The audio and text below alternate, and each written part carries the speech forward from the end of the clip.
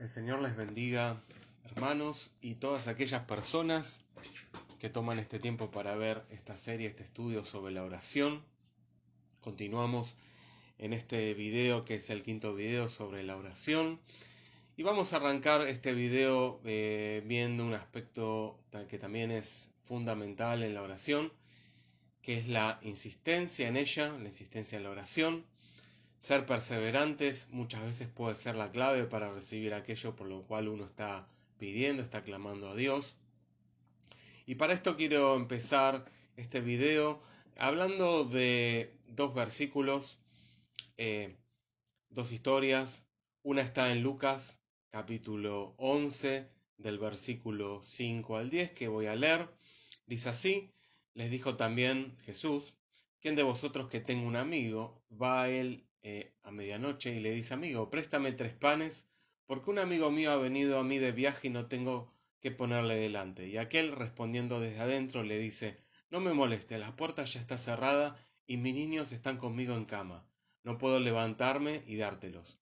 Os digo que aunque no se levante a dárselos por ser su amigo, sin embargo, por su importunidad, se levantará y le dará todo lo que necesite. Y yo os digo: pedid y se os dará, buscad y hallaréis, llamad y se os abrirá. Porque todo aquel que pide recibe, y el que busca halla, y al que llama se le abre la puerta, se le abrirá.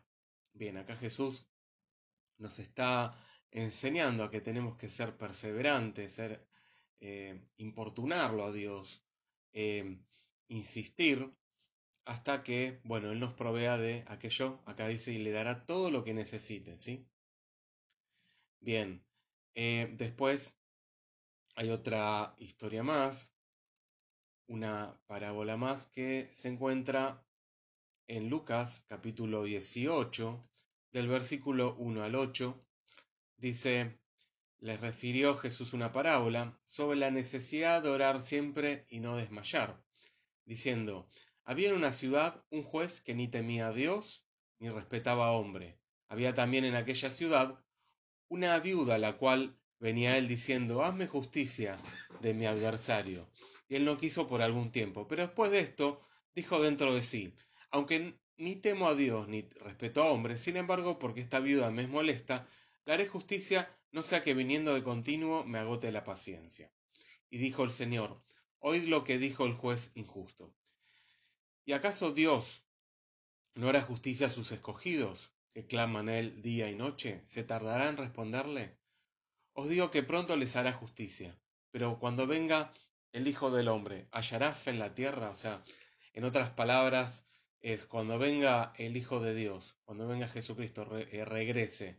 ¿Encontrará gente que crea, confíe y obedezca su palabra? Digamos, eso digamos lo que el Señor se está refiriendo. Sí, también encontramos en estas dos historias de la palabra de Dios, lo que el Señor nos está enseñando es a ser perseverantes en la oración, en tomar una actitud de perseverancia, de insistencia, ¿sí?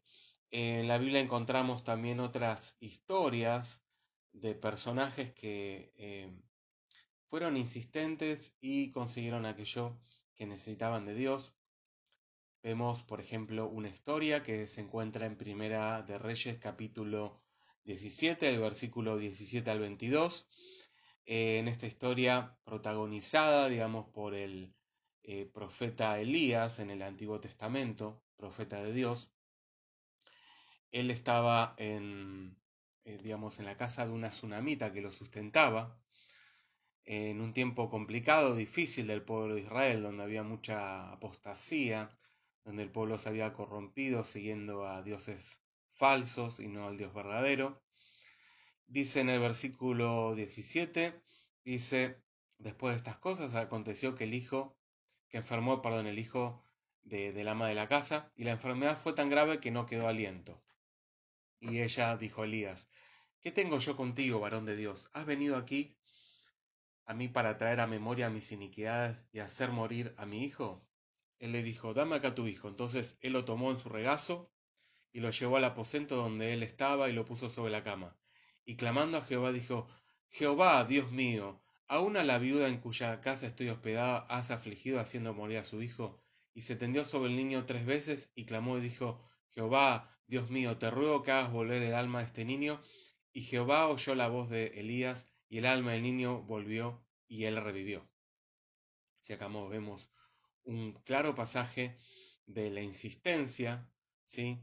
Del profeta.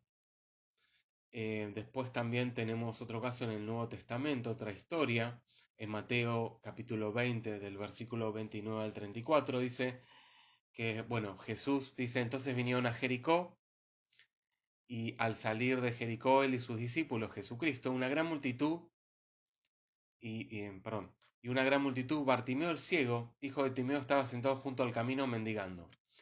Y oyendo que era Jesús Nazareno, comenzó a dar voces y a decir: Jesús, hijo de David, ten misericordia de mí. Y muchos le reprendían para que se callase, pero él clamaba mucho más: Hijo de David, ten misericordia de mí. Entonces Jesús, deteniéndose, mandó llamarle, y llamaron al ciego diciéndole: ten confianza, levántate, te llama. Él entonces, arrojando su capa, se levantó y vino a Jesús. Respondiendo Jesús, le dijo: ¿qué quieres que te haga? Y el ciego le dijo: Maestro, que recobre la vista. Y Jesús le dijo: vete, tu fe te ha salvado. Y enseguida recobró la vista y seguía a Jesús en el camino. Acá vemos también, como en esta historia del Nuevo Testamento, Jesús pasa cerca y una persona insiste y clama a él, y aunque él tenía oposición, él no se detuvo, sino que insistió hasta conseguir de Dios aquello que necesitaba, que quería, que era ver. ¿Sí? Acá vemos un ejemplo claro. ¿Sí? En la Biblia encontramos muchos hombres de oración. Por ejemplo, podemos ver la vida del profeta Daniel. El profeta Daniel era un hombre que oraba, dice que 3 veces al día. ¿Sí? Era un hombre de insistencia, de oración.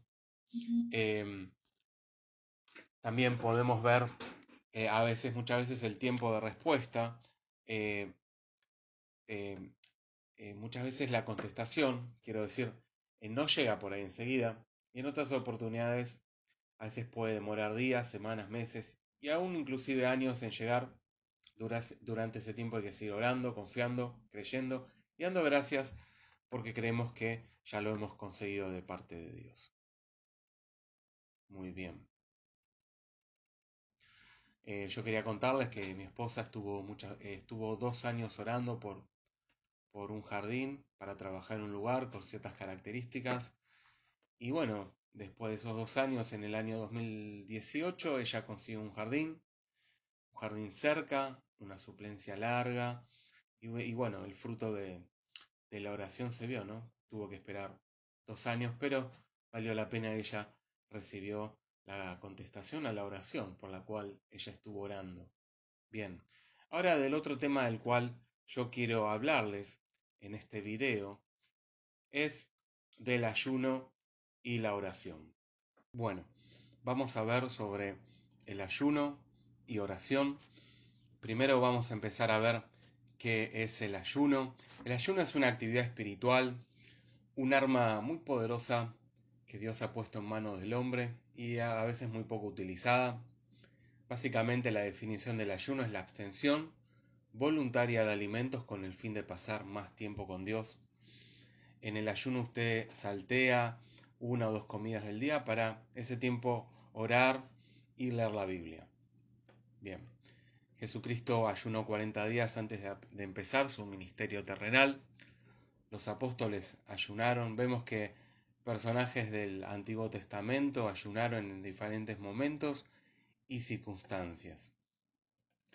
Dice en Mateo capítulo 6, versículo 16 al 18, dice: cuando ayunéis, no seáis austeros como los hipócritas, porque ellos demudan sus rostros para mostrar a los hombres que ayunan. De cierto os digo que ya tienen su recompensa.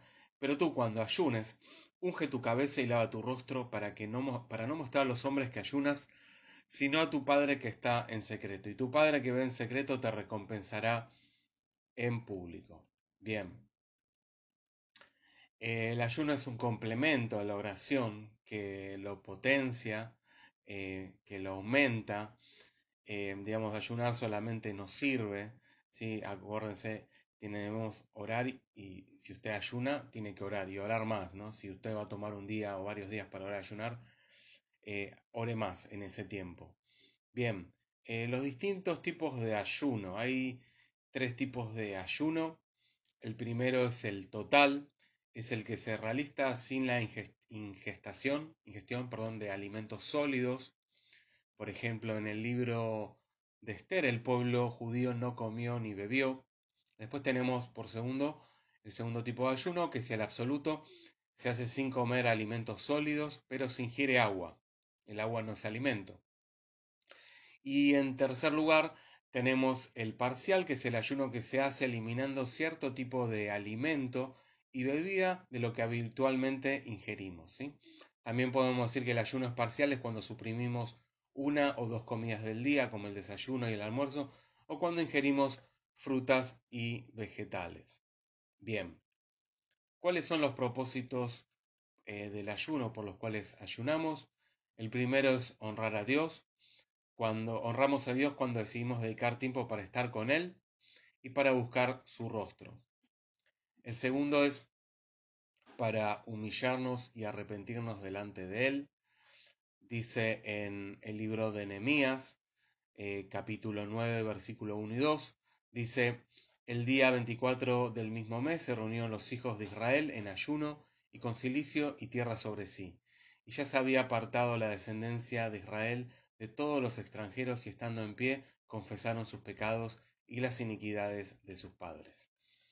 El tercer punto por el cual o propósito por el cual podemos ayunar es para enfrentar crisis.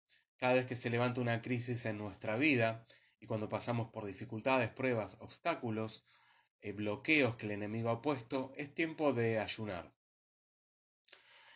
Vamos a leer ahora Segunda Crónicas, capítulo 20, versículo 1 al 3, dice, pasadas estas cosas, aconteció que los hijos de Moab y de Amón, y con ellos otros de los amonitas vinieron contra Josafat, que era un rey de Judá, y acudieron algunos y dieron aviso a Josafat diciendo, contra ti viene una gran multitud del otro lado del mar y de Siria, y aquí están en Hasesón Tamar, que es en Gadí.